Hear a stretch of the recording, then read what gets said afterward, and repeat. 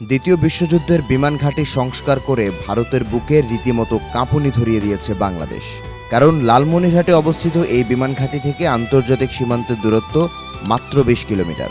ফলে যুদ্ধকালীন পরিস্থিতিতে মাত্র কয়েক মিনিটের মধ্যেই চিকেন স্নেকে আক্রমণ করে ভারতকে কার্যত দ্বিখণ্ডিত করতে পারবে বাংলাদেশ বিমান বাহিনী।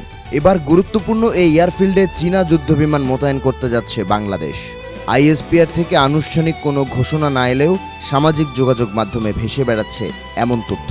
ভাইরাল হওয়া ছবিতে দেখা যায় চীনের একটি সামরিক কারখানায় তৈরি হচ্ছে J-10C যুদ্ধবিমান, আর সেই বিমানের গায়েই দেখা যাচ্ছে বাংলাদেশের পতাকা।